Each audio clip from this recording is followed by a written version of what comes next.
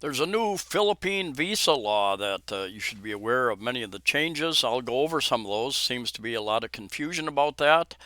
I have talked to an expert on that, JR from JRC Visa Consultancy and Immigration Services, and did some additional research. I am not going to go over the whole, I think, 70 plus pages of the law. It can get a little bit confusing, and maybe as it becomes more clear. And one thing I found here in the Philippines is that when they make a change in a law, procedure, etc., it seems to take some time to get clarification on many of the points. So anyway, I'm going to go over some of the things, some of the issues. For instance, a lot of people were saying that, oh no, you're only allowed to stay in the Philippines for 3 months now, not 3 years. 3 months, then you got to leave for a day, then you can come back. Well, that's not the case, my understanding, and we're going to go over that and a few other some good changes as well.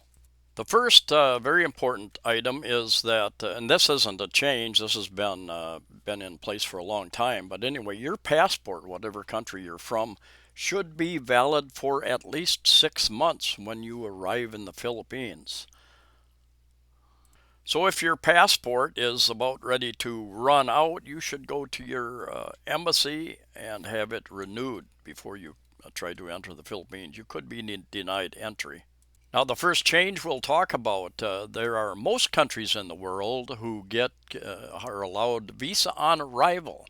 When you fly to the Philippines and they stamp your passport with 30-day free visa on arrival. And that is going to be extended to 59 days, is my understanding. So you get almost 2 months free stay in the Philippines, not paying any visa fees.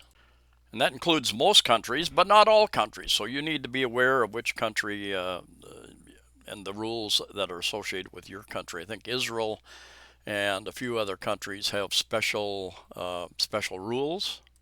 It appears that they're going to change the visa naming a little bit, and they're going to use letters A, A1, A2, A3, B, B1, B2, C, and on down the line using many different letters. It looks like they're expanding the number of categories for visas, anything from tourist visa to medical visa to student visa to work visa, spousal visa, investment visa, retirement visa, on down the line. But they're not going to call them by that name. They're going to have a letter designation in the new category, is my understanding.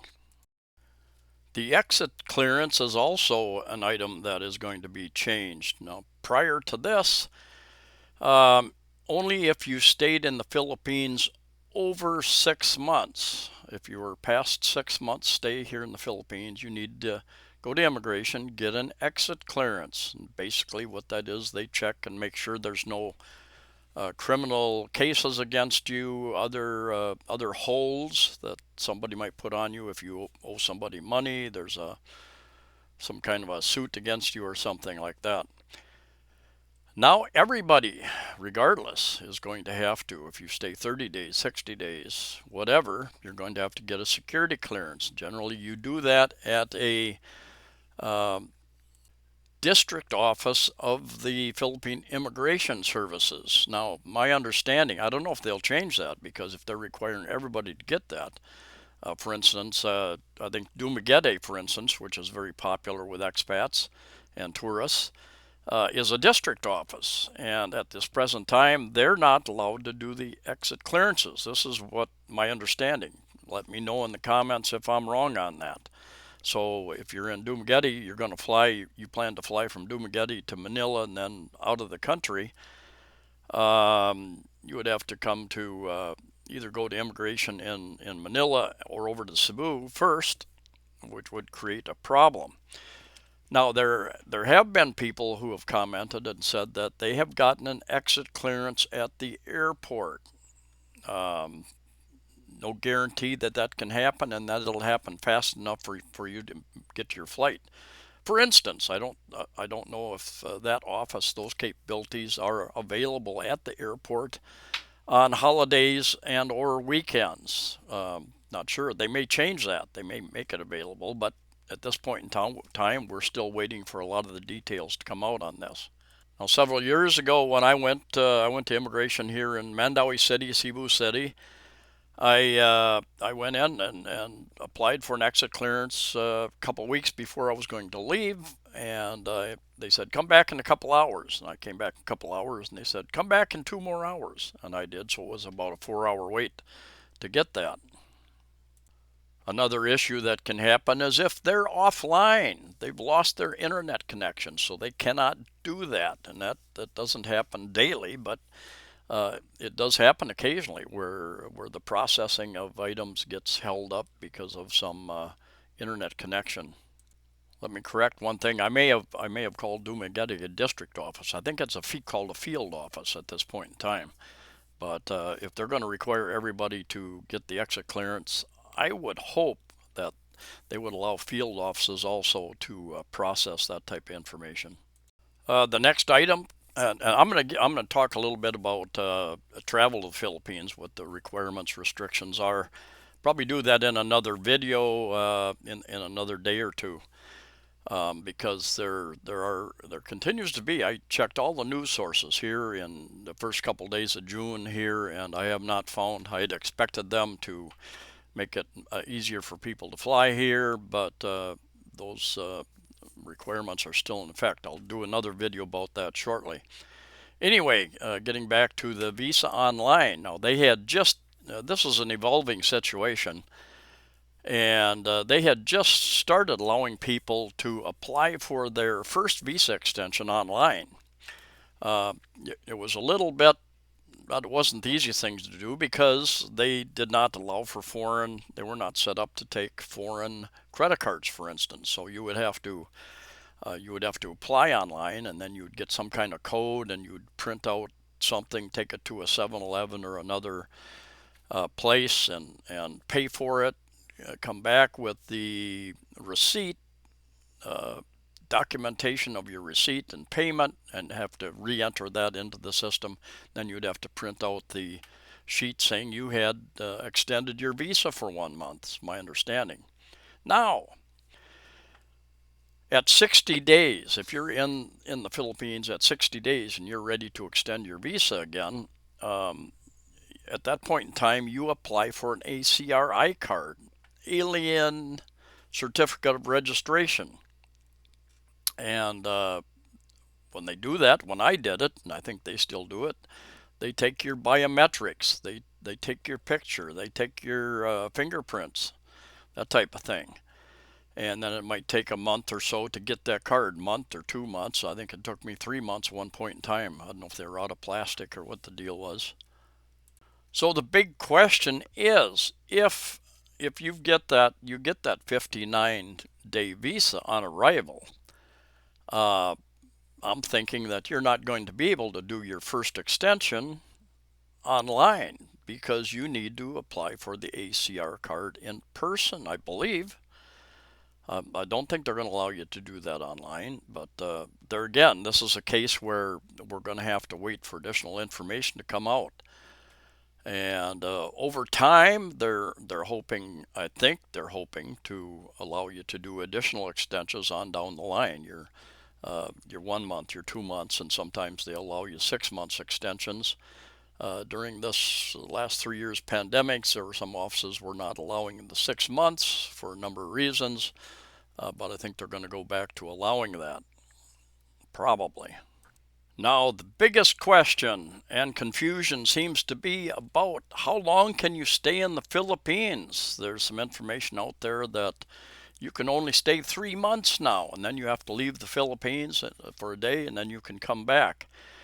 And so let's talk a little bit about that. That is, there are some countries like Thailand where if you stay a certain period of time, you need to do a border run. You need to go to a border, Cambodia, some other place, fly out of the country, take a bus out of the country, get your passport stamped in and out of Thailand, and then go back to wherever you're staying.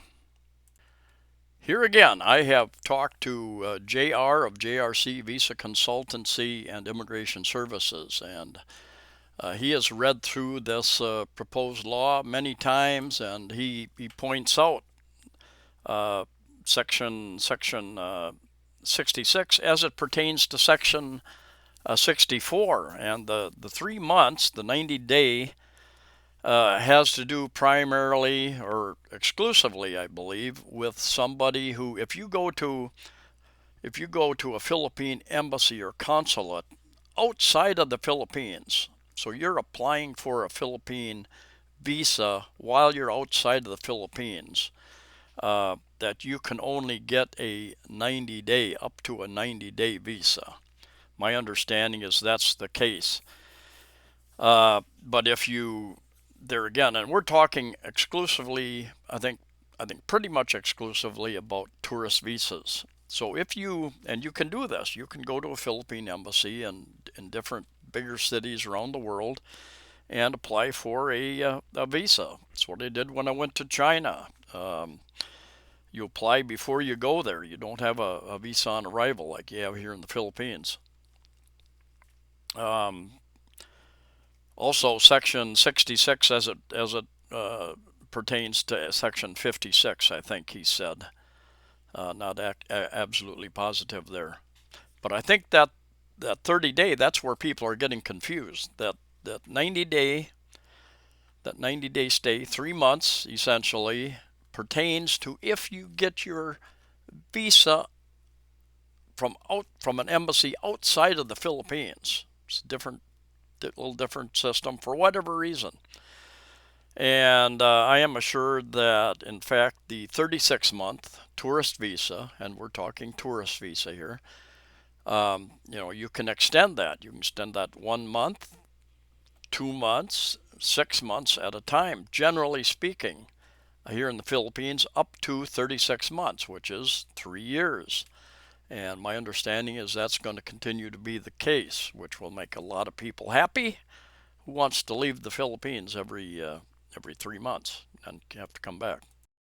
I think the Philippines would be doing a major disservice to the tourist industry, the hospitality industry, the transportation industry, and so much more by reducing the stay of tourists to 3 months, and all the money that they will spend. Because once people leave the country, uh, they're probably going to stay. They're going to go unless they go back to their own country anyway. That was their plan.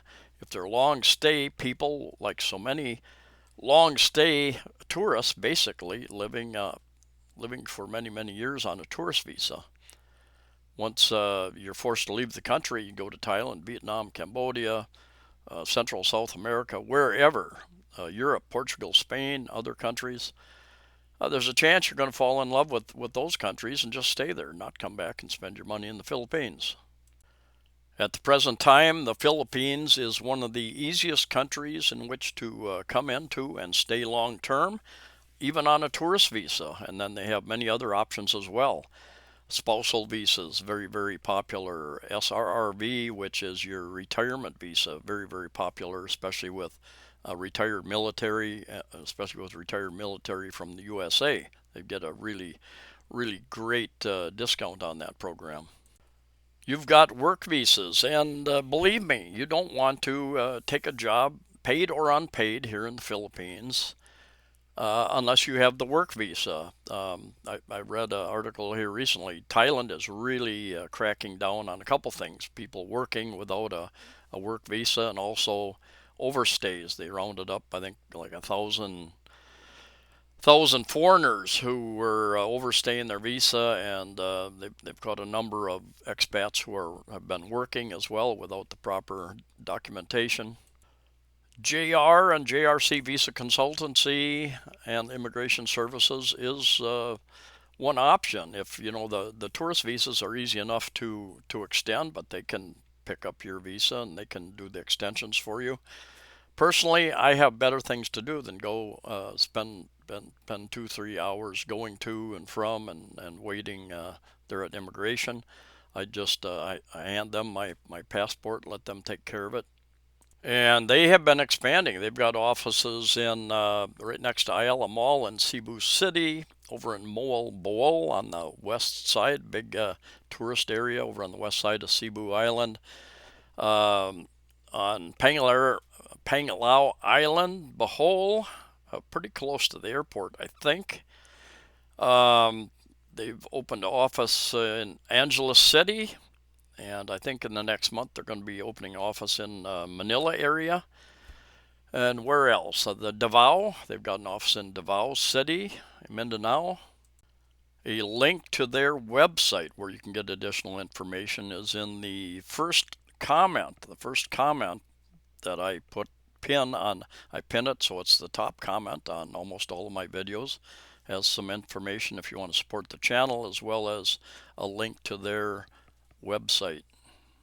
So that is the most important update, I think, as of this time. If there's any new information that comes out, or somebody has some additional information, there again, it seems that the most confusion, the most disagreement is about the 3-month stay versus 36-month stay. I've heard a lot of people say, oh no, that you can only stay 30 months here, then you're going to have to, not 30 months, 3 months, 3 months, and then you're going to have to leave. Definitely don't think that is the case. And I will suspect I get a little bit of pushback from somebody here. That's okay. Discussion, free and open discussion is good. If you're new to the channel, haven't subscribed, consider that. I do a lot of real estate videos, cost of living, travel videos, other informative videos, just fun videos, over 1,000 videos. Anyway, thanks for coming along. A lot to love about the Philippines. Stay safe, stay healthy, and I'll see you next time.